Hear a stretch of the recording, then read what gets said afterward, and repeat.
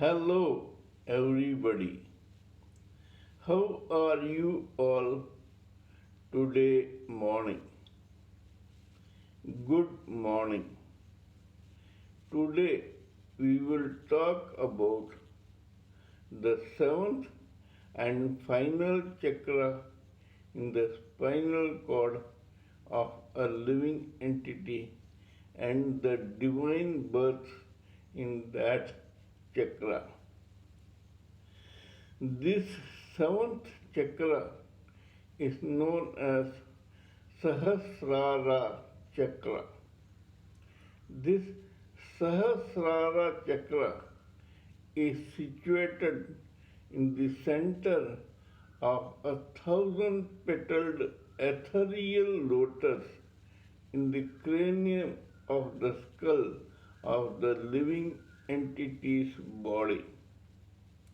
Because it is ethereal, so it is not visible to the naked eye of the living entity. This Sahasrara chakra represents Brahman or Super Soul. It is activated by what is known as Bhakti Yoga or devotional yoga. This Sahasrara chakra is the ultimate in helping a living entity realize his or her Brahman. According to Srimad Bhagavad Gita and Ashtavakra Gita, two epics, you cannot become Brahman because you already are Brahman. You are a part and parcel of the eternal flame, but you have forgotten your real identity as Brahman.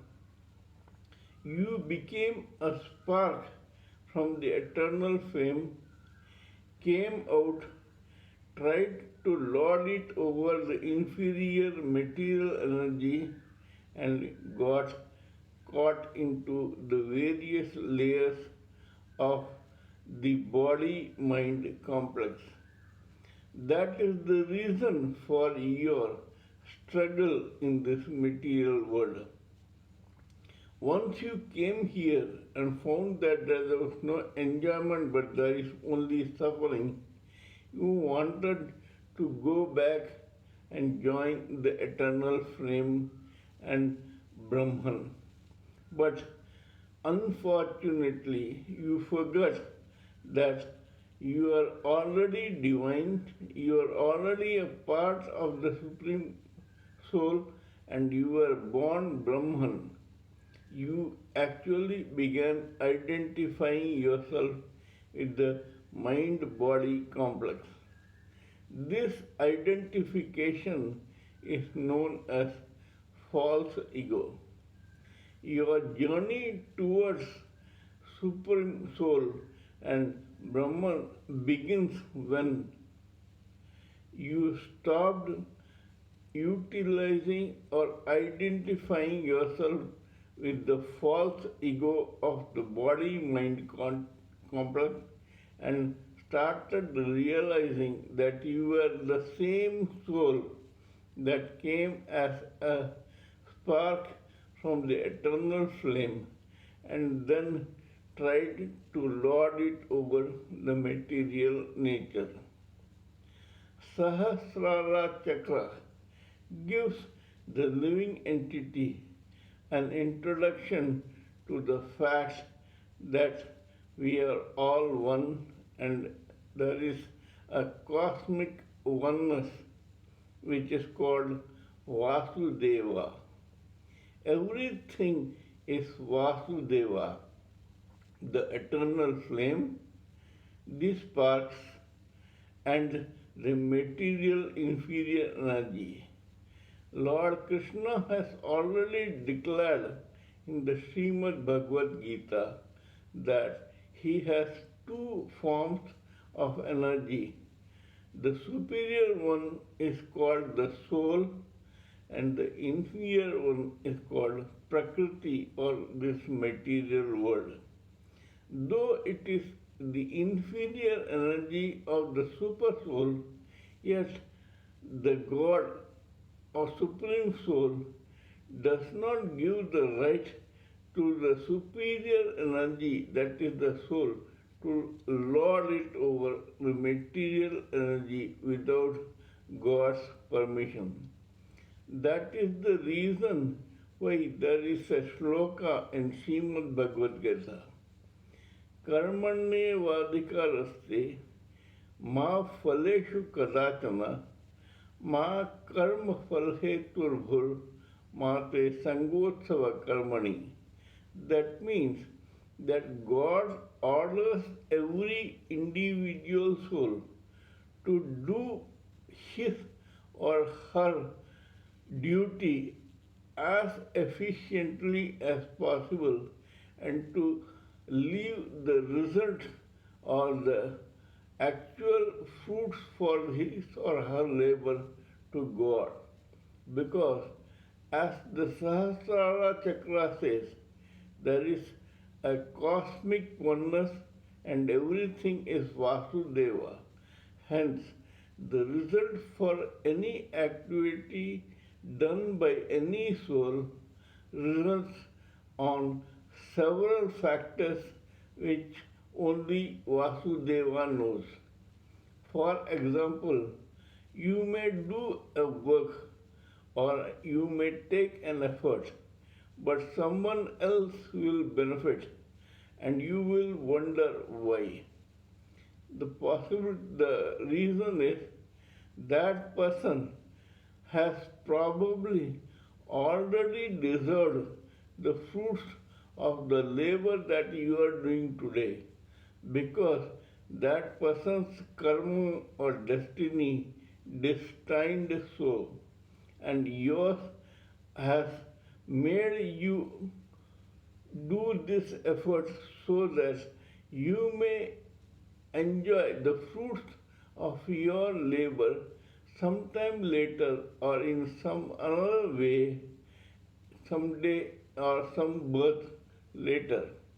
It could be in this birth or it could be in other births that you will be taking. Once we are given a work, we have just to try to do it as diligently as possible. I will give you an example. A worker builds a house, it is bought by someone else, and someone else lives in it. That is, the karma or the destiny of the worker is to build the house. The destiny of the buyer is to buy the house, and destiny of the person who lives in it is to live in that house.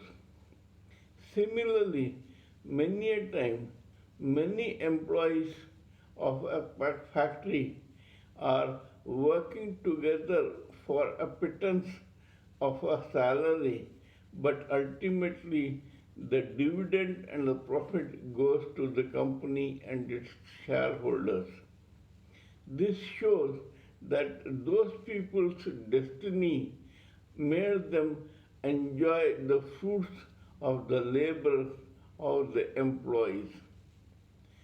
Sahasrara chakra tells us about the cosmic oneness, and divine births in Sahasrara chakra can make a person a sage, a rishi, a Raja rishi, a Brahma rishi, or anyone very, very successful as a demigod or a godman in this material world.